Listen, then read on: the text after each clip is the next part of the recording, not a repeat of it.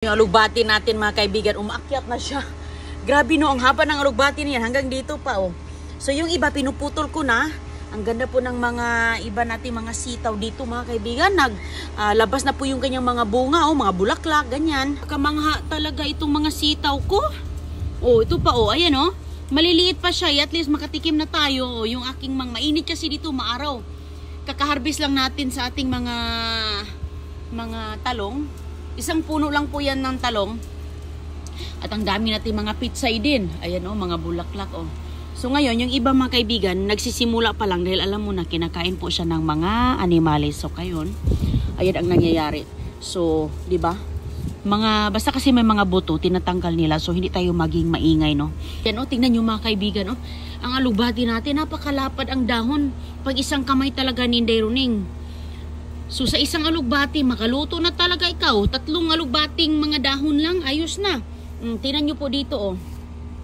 Ayun, so yan po ang ating tatanggalin. Ayan oh, tingnan nyo, pumupunta na siya dito dahil umaakyat na siya. Napakadaming mga dahon-dahon ito. So nagbunga na siya mga kaibigan dahil matagal na po to. Sus ko, pumupunta na talaga siya, katutukan ng mundo. Saan ka ba magpunta? Hanggang doon. Ayan oh, so hindi ko kasi siya naputol. Hindi ko nagulay. Kasi alam mo, ang dami-dami nating mga gulay. Hindi natin maubos lahat. Kaya mga kaibigan, yung 2 bilao kong mga pitsay, pinamimigay ko na, pinadadala ko na. Kay sus ko, alam mo, marami na kasi. Ayan po dito. Oh. So tatanggalin natin para yung ating mga ampalaya ay kakapit dito. Kukunin natin itong mga buto. Oh, ang dami oh. Ayan po yung buto ng ating alugbati. So yung buto ng alugbati natin, yan po ang ating itatanim mga kaibigan. Dahil pag sinubukan ko na yan, yung tangkay ang tinatanim ko, alam nyo anong nangyari? Namumunga. Mabilis siyang namumunga. So kailangan yung seeds. Yan natin.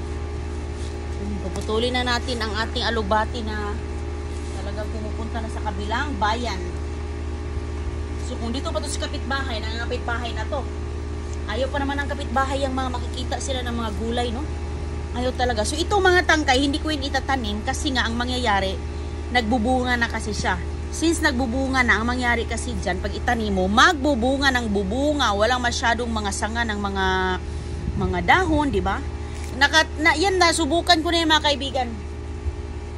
Kaya ang ginagawa ko, ang itatanim ko ay talagang mga seeds. Doon sa kabila, ang dami ko, ita-transfer ko sila. Tingnan nyo nga po, napakadami oh, napakaganda.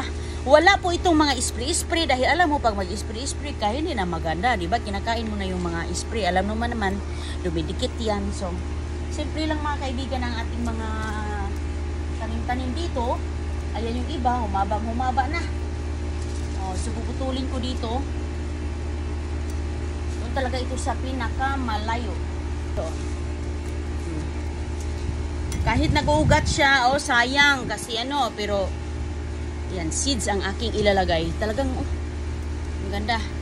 So ito, meron pa dito sa kabila. Maganda talaga magtanim tayo ng mga gulay kasi alam mo, yung mga gulay, pag sa tindahan wala ito, iba ang andoon, mga broccoli, mga cauliflower.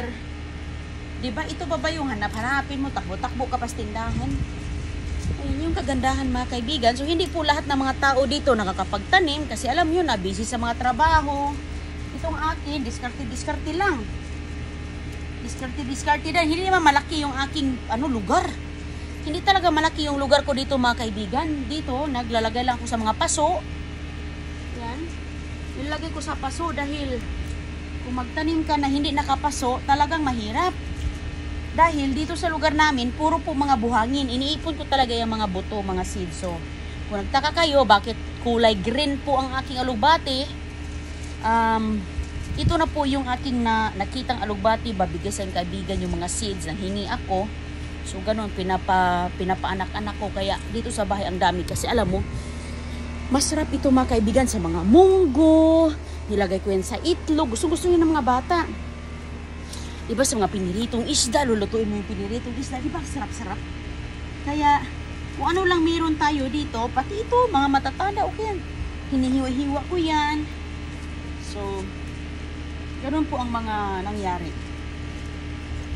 Papatuyuin natin itong mga seeds para sa susunod nating mga magtatanim tayo, at least mayroon na.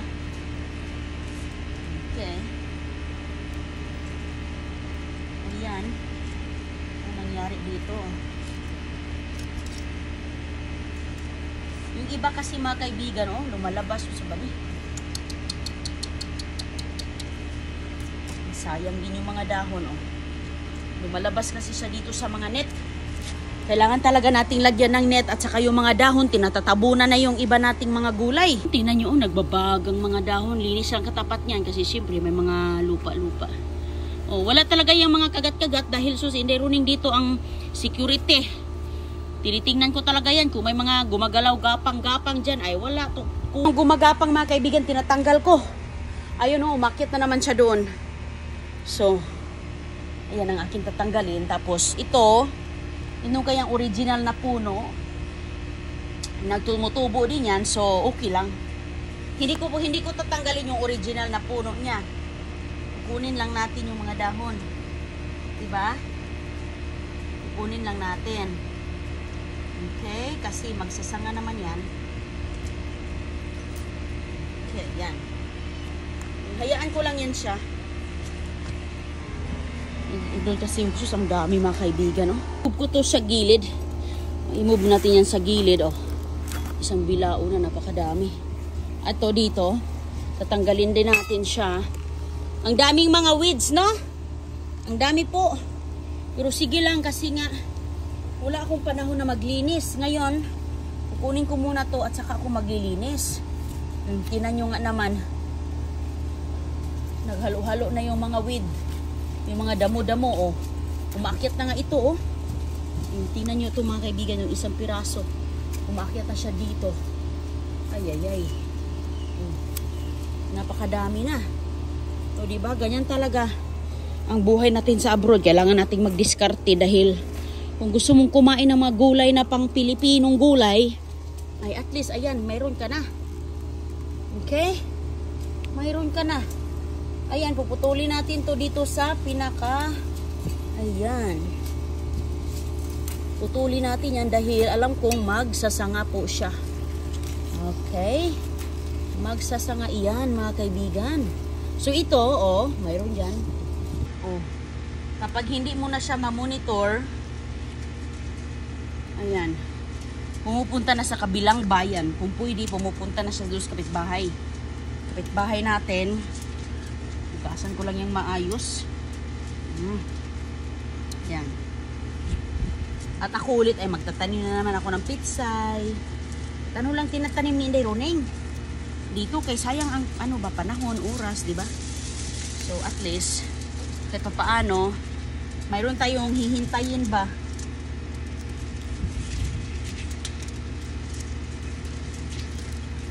Mayroon tayong hihintayin. Hala, lumalabas na pala to.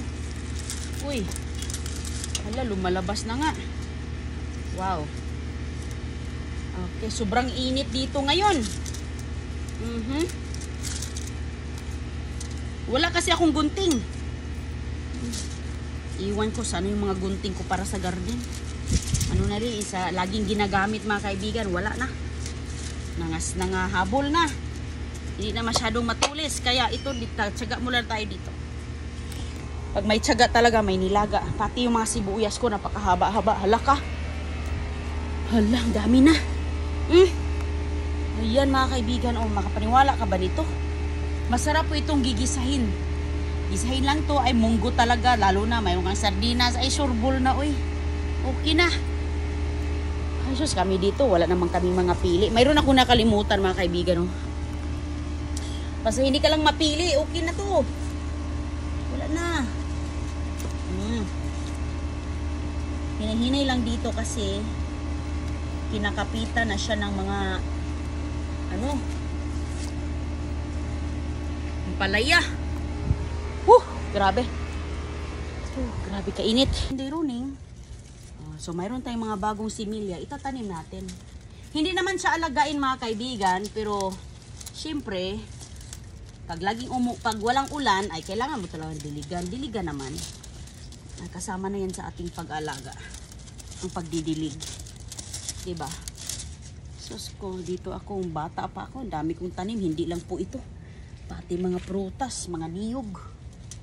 Pinagkikitaan namin. Doon lang kami kumikita sa mga aming mga tanim namin sa garden. Mga gulay namin. Prutas. Ganun talaga ang buhay. Sikap lang. Sikap lang tayo. Pag may sikap tayo, may ano ang Panginoon sa atin. Hindi tayo pinababayaan. So ito, kailangan kasi itong aking upo dito. Sige, hindi magtagal mga kaibigan. Yung upo ko, dami yan. Lalo na yung nakaraan, dami nating upo. So, dyan ko ipapakapit yung upo doon. Para na siyang umuulan dito. Hala ka! Hala, grabe. Ayan,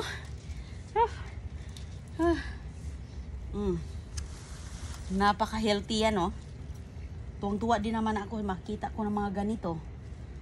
Sige, kayo din naman, nagtatanim din naman kayo. So, iba't iba naman yung mga gusto nating mga gulay. Ito kasing mga gulay na to, hindi ko masyado makikita dito. Kaya, yung mga tinatanim ko mga kaibigan, yung mga hindi ko mabibili sa tindahan, gaya ng mga ampalaya, mga lugbati, mga sitaw. Wala yan sa mga tindahan ditong mga pupunta ka talaga sa mga, ang tawag dito, mga isyan ba ng mga tindahan. Pero minsan kasi pagpunta mo doon wala. Diba? Magbiyahe ka lang na makalahating oras, isang oras, pagpunta mo doon wala. Kaya nakakadismaya din minsan, diba? Dahil hindi palaging mayroon.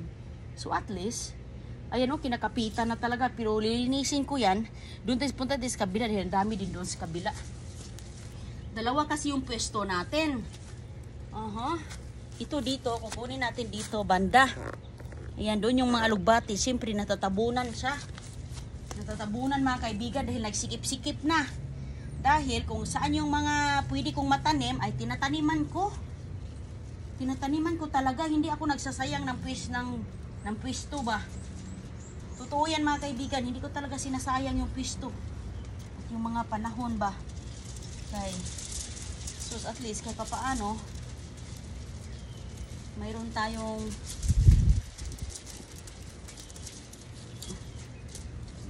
hihintayin. Ayan. Oops. Diba? Mayroon tayong haharvestin. Napakadami. Inubos ko na talaga. Inubos na ni Inday. Inubos na. Magtira lang ako dito ng ibang mga sanga-sanga.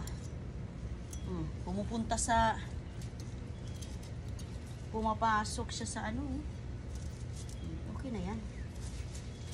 Kapag may itatanim tayo, mayroon talaga tayong harvest. Yung talong natin, Mamayang hapon, kung hindi uulan, lagyan ko tubig. Hala, meron pa pala dito sa kabila, kunin ko yan. Mag-overtime. Sinderuning dito sa paghimay. Ngayon, hindi na malunggay yung hinihimay natin. Puro na lugbati, Sus ko mga kaibigan, grabe. Nakakaaliw talaga. Hala ka, grabe yung ibon. Alam talaga nilang may ulan na parating. Tingnan nyo, kanina, napaka-araw, Napaka-blue ang kalangitan. Ngayon, naging puti na doon, Pero doon mga kaibigan sa unahan, ay grabe doon ang maulap. Grabe ang ulap, nangingitim na. So ngayon, dadalhin natin ito doon sa loob. At least. So mamaya, puputulin ko yung aking, puputulin ko ang aking, mayroon pa pala ako sa kabila. Ayan mga kaibigan, napakadami. Ang dami natin, Yung harvest, Tingnan nyo. Ang dami. Mga blessing, Sus ko, ang bigat ng bilao, parang mga ilang kilo. Ay, mga ilang kilo, 5 kilo siguro to. Ang saya-saya talaga sa pakiramdam. Kukunin ko yung isang bilao. Dahil ang dami pa doon sa kabila. Kukunin ko yung mga pizza mga kaibigan habang hindi pa umuulan. Kasi parang uulan na, malakas na ang hangin. Lakas ng hangin. Lakas na ng hangin, biglang dumating. Doon naman sa kabila, mga kamatis. Kamatis ni Leroning, palagi na lang itong humahaba. Sus, ano ba itong kamatis na ito, mga kaibigan? Ang haba-haba ng kamatis ko, parang malapit nang maabot sa aking height. Ayan doon, no, tatanggalin ko yung ating mga, mayroon kasi ako mga similya doon mga kaibigan na mga alugbati. Pinapatubo ko. Sus, alam nyo ba, dito yung deer. Oh, deer, yung rabbit. Ayun yung rabbit na yan. Ayan. Yan po yung rabbit na talagang nagbabantay sa aking mga pit. Dahil sa rabbit na to, ayan. Dahil sa rabbit na yan, kaya po ako naglalagay ng mga, ayan, mga fence, yung ano yung mga bakal na ang tawag doon, mga net na fence dahil